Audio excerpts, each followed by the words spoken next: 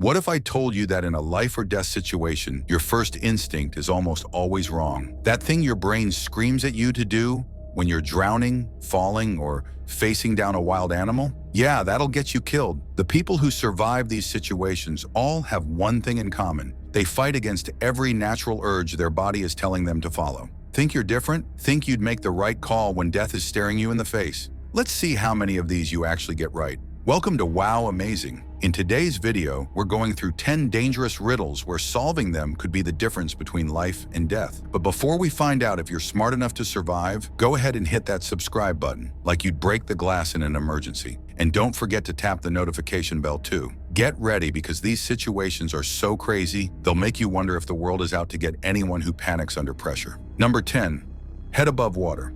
Imagine you're trapped in a room and it's slowly filling with water. You've checked everywhere and there's no way to turn off the water or to make an escape. And you can feel the water level rising with every passing second. It's not only the coldness of the water making you squeal, but the knowledge that help is 5 minutes away and you only have 2 minutes or so until the entire room is flooded. There's no way you can hold your breath for 3 minutes. You do, however, have a straw, a rope, and a bucket, and one of them has the power to buy you time and save your life. Which item is it? Be quick. You only have 10 seconds to come up with a plan. 10, 9, 8, 7, 6, 5, 4, 3, 2, 1. Now, maybe you could use the straw like a snorkel, but that won't be helpful once the water reaches the ceiling. The rope would be useful in so many other life or death situations, but sorry, it's no good to you right now. It's actually the bucket that will buy you a little extra time until help arrives. Turn it upside down, put it over your head, and you'll have an air bubble that will give you the extra minutes you need until help arrives. Number 9, a faulty parachute. Now you decide to do a group skydive to celebrate not drowning, because why not? As you leap from the plane, you feel like you're truly flying and you're more alive than ever. Not for long though. Your bad luck continues and your parachute doesn't open. You're plummeting from the sky at an alarming rate, and as you spin out of control, you see the hard ground below rushing up at you. How are you going to get out of this situation? Are you going to curl into a ball to protect your head and your internal organs from the impact? Will you put your faith in the reserve parachute? Or will you try and maneuver to another skydiver and cling on to them? Be quick. You only have 10 seconds until it's too late to save yourself. 10, 9, 8, 7, 6, 5, 4, 3, 2, 1. The answer to your problem is clear. The reserve parachute is the only thing guaranteed to save your life. Curling up into a ball might minimize damage, but it also might not. And as for clinging to another skydiver, you'll get them killed too. Well, at least that reserve parachute got you back down to Earth safely, but your adventures in the great outdoors are just getting started. Number 8, pause of death.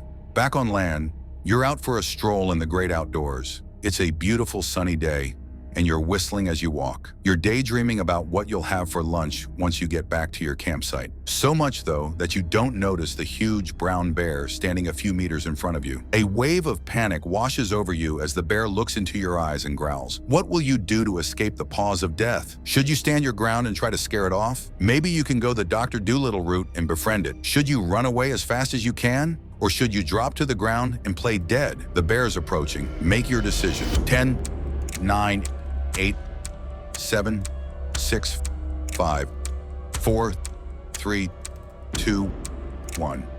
Standing your ground might work with a black bear, as they're much less territorial or aggressive, but a brown bear won't back down to a tiny human like you. Running away or befriending a bear isn't a wise move, no matter the type. With a brown bear attack, your only option is to drop to the ground with your knees to your chin and your hands protecting your neck. When it sees you're not a threat, it will walk away, hopefully. Number 7, deadly venom. Sadly, your animal troubles are far from over, and on another one of your eventful strolls, you get bitten by a venomous snake. The bite is on your lower leg, and there's nobody around to help. What are you going to do to get yourself out of this mess? You could try to suck the venom out if you're flexible enough, or maybe it would be better to sit still and apply a tourniquet to the bitten leg. Perhaps washing the bite with clean water and applying a bandage will help you avoid certain death. Think fast. The venom will kill you if you don't find a way to stop it. 10, 9, 8, 7, 6, 5, 4, 3, 2, 1. The first option might be tempting if you've been practicing yoga and are super bendy. But do you really want venom in your mouth when it could seep into your bloodstream from tiny cuts in your gums? I don't think so. Washing your wound is no good either. It won't stop the venom that's already inside you. Your only option is to sit still and keep calm to stop your blood pumping and to apply a tourniquet to block the venom from getting into the rest of your body. Number 6, Professor Evil's puzzle. Animals aren't the only threat to your life, as you find out when you're captured by Professor Evil. Luckily, the professor's feeling generous and gives you one opportunity to get free. Don't mess it up. He gives you 3 doors to choose from. 2 lead to freedom, but the other leads to death. And you can only ask one yes or no question before making your choice. Professor Evil will answer the question honestly if you point to a freedom door, but might lie if you point to the death door. What's your question going to be? You'd better decide quickly. Professor Evil isn't known for his patience. 10, 9, 8, 7, 6, 5, 4, 3, 2, 1. Your only hope is to point to door A and ask if door B leads to freedom. If he says yes, pick door B. And if the answer is no, choose door C. Don't get it? This drawing shows you how my solution works. Number 5, Mother Nature's revenge. Yes, you've got yourself into more trouble, but this time it's Mother Nature that's after you.